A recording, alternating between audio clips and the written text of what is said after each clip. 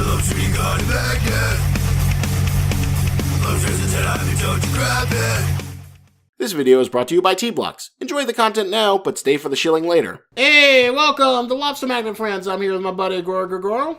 Yeah, it's me. That's Lobster. Sadly, Zavul couldn't make it, off somewhere or another. Which is a shame. I really wanted to hear what he thought of this chapter. This, to me, is like, I was really pleased with this. This is the kind of crap I want to see from Promised Neverland. Yeah, like, there's some really cool demon designs that they showcased off in the beginning of the chapter. You know, there were, like, some humans who were just, like, they didn't know what the hell was going on. I like that aspect of this chapter, too. Who were just like, they still had the mentality that there was no plantation. There was like, they just came from a foster home, and then all of a sudden, monsters were chasing them. Monsters were chasing them. Like, this is what we needed. This is like the expansion of the universe. The demons, hopefully, like, I guess what I'm really nervous for is, like, I want these demons to be threatening. I want them to be evil and nasty, and I don't want them to get wet bandited. I don't want them to, like, you know, have their threat be, you know, basically taken away by some stupid BS. That's my biggest fear. But, you know, I definitely think, like, I like the fact that we have, like, these rich demons. I like the fact that their designs are cool. I like the fat one who, like, gets carried around by the little chubby demons. Yeah. I like the fact that there's an evil super Trump demon who, like, has his own plantation, and it's considered to be taboo because, like, it breaks the promise that they're not supposed to hunt humans. They can only, like, buy them from, like, packaged, you know, goods. This is the kind of world building this series is desperately needed, and I love the fact that we have, like, this one guy, like Archibald Lewis, who's got this little monkey, this monkey demon on his shoulder, who someone pointed out on, like, a Reddit thread or something that is kind of, like, similar to, you know, you remember the adventuring guy, Ugo? You mean from Minerva's Story? Yeah, the Minerva Story book, and he had a little monkey lemur on his shoulder, and it's kind of like, you know, the little demon monkey lemur, so it makes you wonder. I wonder, is there a connection, you think? We don't know. We'll have to wait and see. But, like, I like the Archibald character where it's like, I want prey that'll fight back. This is nothing. That was only... And I like the world building that we now know that the demons live a very, very long time, considering the fact that he, you know, reminisces about the good old days when he could, like, hunt humans back in medieval times. Oh my god. Lobster, I just had this thought. I mean, I kind of suspected this a while ago, but, like, you know, wouldn't it be cool if, like, they finally reveal, like, or if they did a really cool reveal of, like, these demons were the ones who actually were Minerva. They actually implanted the idea in the children that there was hope. And so they guided all the smart ones who were capable of escaping from the compound to this, you know, ranch where they could hunt down the smartest, best kids. That would be interesting, but, like, I don't think that's going to be the case, because, like, why would they, like, build those, like, shelters so they could survive and not go there? Not to mention the weapons. Like, why would you give them, like, all these, like, steampunk weapons? Yeah, that's a good point. But I'm going to throw out my theory here. I think, like, if they're going to reintroduce Norman, this is, like, the best way they can do it. What do you think Norman has to do with this? Think about it. What's the best way you could, like, justify Norman still being alive?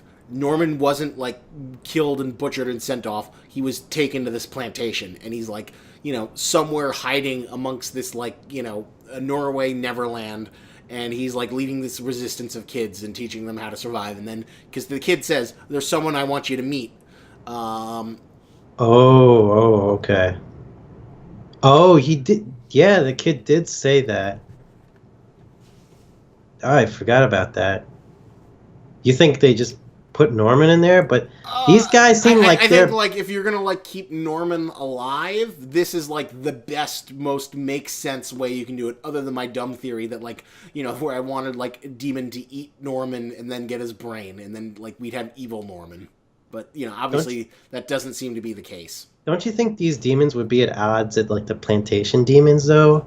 Like, it seems like they want to steal the kids from, like, they want to steal, like, runaway kids or, like, actually steal from the plantations themselves in order to bring them to Well, these true, hunting but like grounds. they could have like poor, they could like bribe like poor working class demons to like give them Yes. the kids so they can hunt them for live.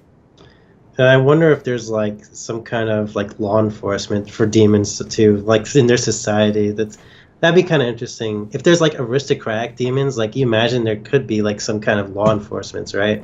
Yeah, yeah. Like I definitely want to learn more about demon society, and like that's why I love this chapter so much, because it finally gives us iconography that's like more interesting than stupid Songju or Musica or Rufio, who like were all just kind of disappointments and wastes of time. Like I'm intrigued. I want to learn more about these demons. I want to see more of them hunting. I want to see the stakes. I like the fact that we've got the Archibald Lewis, who's like really got dead set on hunting Emma because he wants Yeah. prey that can fight back. And apparently he's like the demon who decimated Rufio's group, and he thought Rufio's group was like the best thing ever. Yeah. And that's interesting. So that makes me wonder also, how did Rufio survive the plantation? I mean, the hunting grounds. That is a good question. How did he survive and escape? Who knows? Maybe he didn't, but like all of his friends were like taken there and killed and whatnot. Like, Rufio still needs a more defined backstory, but I like all these demons, and I want to see what they can do. What do you think of the demon who was like, choose which one of you I get to hunt, and then the other of you can go free? uh, that was an okay touch. But I could still see like there was like this part where you can tell from like almost a mile away. Emma heard like the cry of children, and then she runs towards it. Like what's gonna happen, Yeah, right? true. Like, Yes. Emma's gonna like save the day. I agree with that. I There's kind of certainly- wanted something, a little bit more unexpected to happen because, Emma coming in to like, yeah, that was kind of like a very cathartic moment, like, well, somewhat cathartic moment where Emma like grabs an axe from the kid and like swings it at the demon's weak spot, and the demon's like the aristocratic demon's like so caught off guard because nothing has ever like really raised up a hand against him before. And I don't know. That felt a little bit too predictable to me. Yeah, Like, I'll agree with you. Like, it didn't feel as sadistic as it could have been. Like, I got the idea of the scene where it's like supposed to be like, the idea of like, that famous scene of Full Metal Jacket where the guy, or even Saving Private Ryan, where like Vin Diesel's like in the middle of like the ground, and he's like bleeding out, and they're like, "We're gonna get you! No, you can't go! He's just using sniper fire to draw us out." It was definitely similar to that, but like because like the kids weren't really harmed, it felt kind of like a toothless threat. yeah. So yeah, I guess that's one of my concerns. Is like I hope we get a little child death or dismemberment. Like I want to see one of these demons pull off a Pennywise, where they like, come here, Georgie. They all float down here, and then you just see the massive teeth open, and they like bite someone's arm off. Yeah, I actually don't remember that part. I actually haven't seen the new one either, so You should go look it up on YouTube. But in the new version, basically what happens is, he says, "Come here, Georgie," and then he grabs his arm, and then his like mouth opens, and there's a whole bunch of teeth, and he like bites the arm off, and then Georgie like stumbles away. He's like, "Oh no!" And then his like hand stretches out, and he drags him under the sewer grate. oh my god, sounds pretty creepy. Yeah, it's a decent scene, and we need something like that here. We got like a bunch of children, then let's let's see some of them get eaten. Yeah. And that makes me wonder, like, how much child death they can actually show in this manga. Well, like, they did is say he, like, that they trying have to like some pull back? 13 to 14 years old, so maybe those we can like see them get butchered, or I'm hoping so. Like there is a little bit of me that's afraid that like they might like skimp on the child death because like you said, that scene with like the torturing felt a little bit predictable and didn't feel quite as dangerous as it could have been. Mm-hmm. But overall, though, I was really, really pleased with this. I think this is a huge improvement over what we've been getting in Promised Neverland. If I had to rate this, I'd give it a 9. Really, a 9. Not so much because the chapter itself was amazing, but like, you know, The world building. yeah, like the world building, the new possibilities. There's an interesting theory I have about storytelling in manga is that like, you know, you could tell when a manga's going downhill when your headcanon is more interesting than the stuff that's actually going on in the manga. But like, if there's enough stuff in there where you're like, actively wondering and thinking about it and fantasizing about it, that's when you know it's like an effective universe that's something you're being engaged in. Oh, I see. Huh. That's interesting. So originally, like, it was like we were wondering, oh, what's the deal with the demons? Is it like, are they aliens? Are they like, actual demonic, satanic demons? Did they come from another world? What happened to the humans? Did they take over? Is this an apocalyptic future? Is this not apocalyptic? And then we got this sort of like weird middle ground where it's like this fantasy universe where the demons have always been there and like humans existed with them, and now that there's like this giant wall between them, and we have no idea what but we've now firmly established that like the Promised Neverland is not in our world or something resembling our world. It's in this weird fantasy thing where humans live, alongside these weird ass intelligent demons. So, that's okay. That's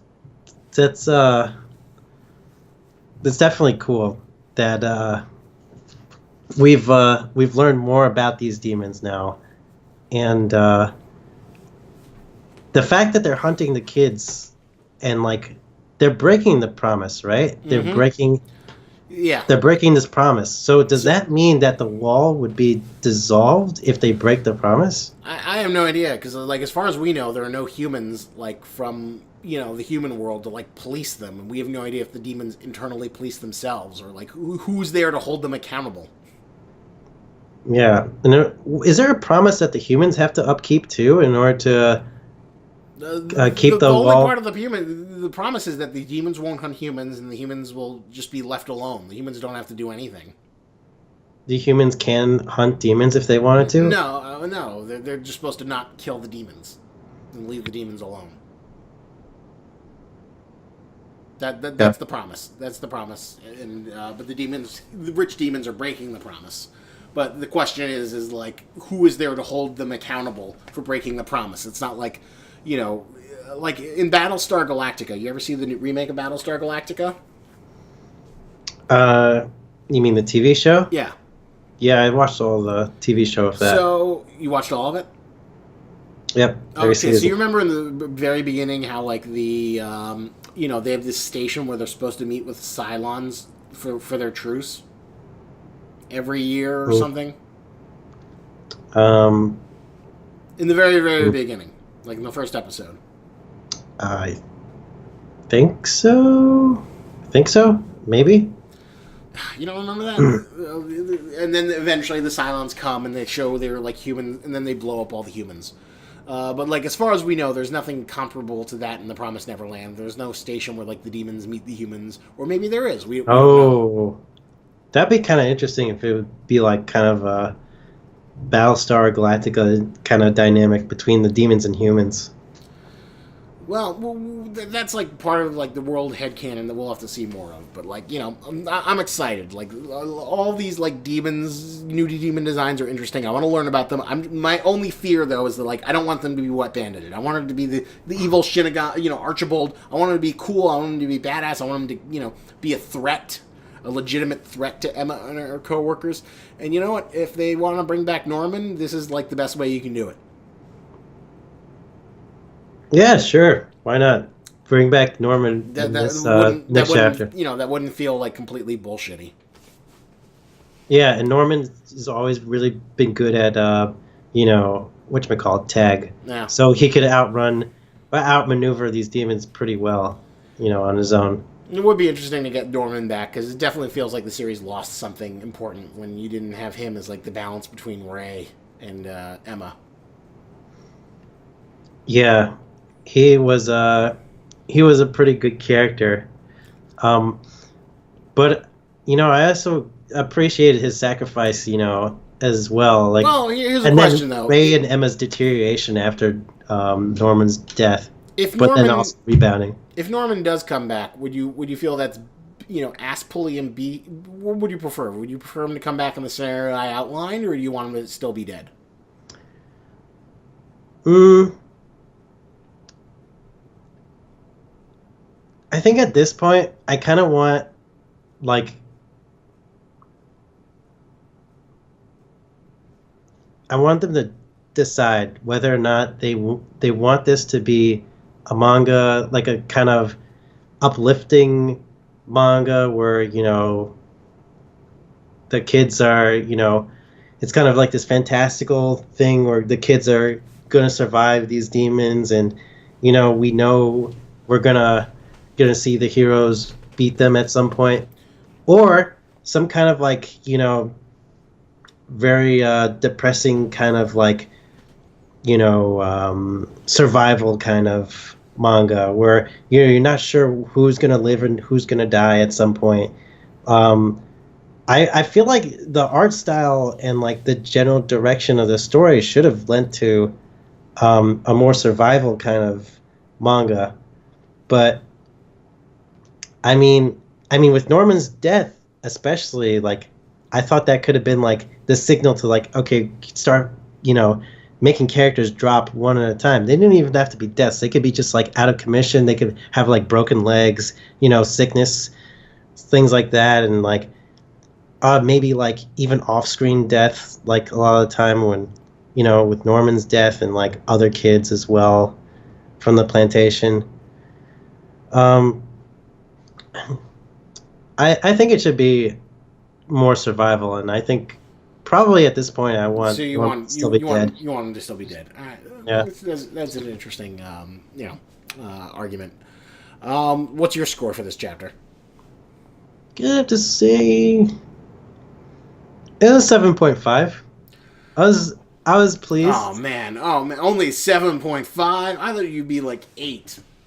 I mean, it's still the beginning of an upswing right now, and I'm still like lingering over the fact that the stakes have been really not there for a really long time, and still don't feel that much so much right now. Because I want this to be like a survival manga, and it's just not. It's not clicking. So it's gotta either like. It's got to make a stance. It's like, what kind of manga is this? Is this going to be like fantastical kids triumph over demons kind of manga, or survival?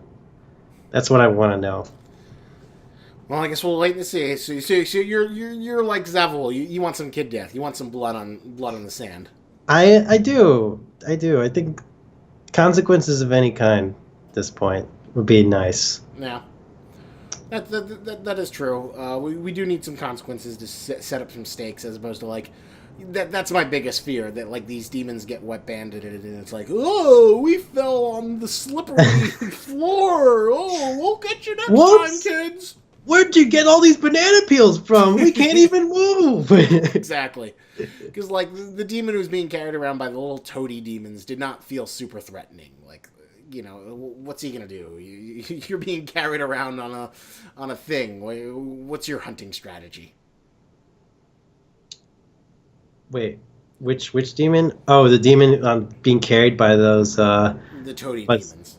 Yeah, is just like really lazily just trying to like torture rabbits, I guess. Essentially, yeah, he didn't feel super threatening. Like it felt like the kids could outrun him very easily. Yeah, they could.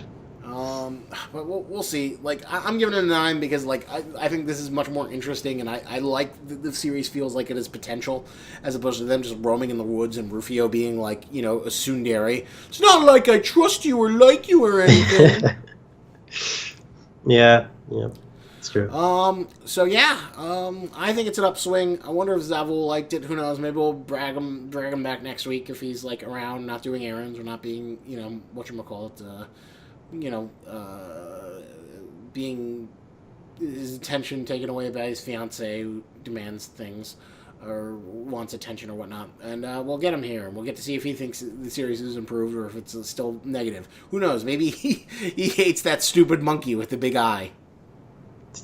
He might actually. He's like, goddamn, I hate that. I hate that monkey so much. I think that monkey's the stupidest thing in the world. Why does it have that dumb monkey?